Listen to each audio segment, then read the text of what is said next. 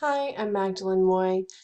This is my video on Clipchamp, which is a video editing software available for free online. So for this technology, I would have my students create a series of videos that they could edit into a single recording.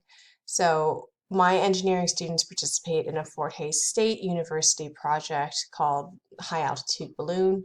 They get to ask a research question at the end of their project where they've collected data and analyzed their data. They have to give back a presentation to Fort Hays.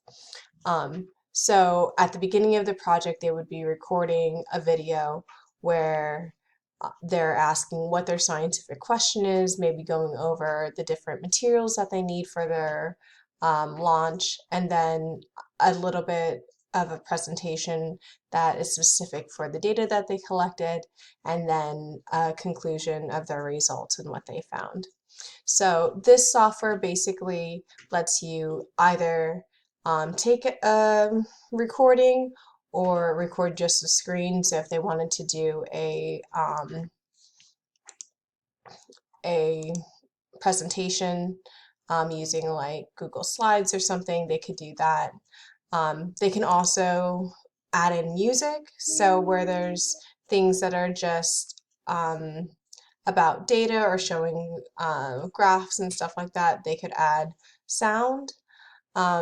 There's also areas to add in text to overlay on the video, so they could, as they're talking, have a pop-up that says like research question or hypothesis or data analysis, conclusion, as they're going through and editing their videos together. So that is the technology that I wanted to introduce. And for this, like I said, I would be using it for my engineering design students as a video editing software technology tool. This technology covers two different ISTE standards. The first one is 3.1b, which is to ensure all students have access to the technology and connectivity necessary to participate in authentic and engaging learning opportunities, which I think this technology does.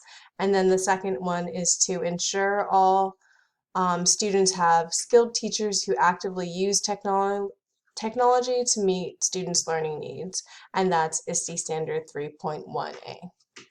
Thank you.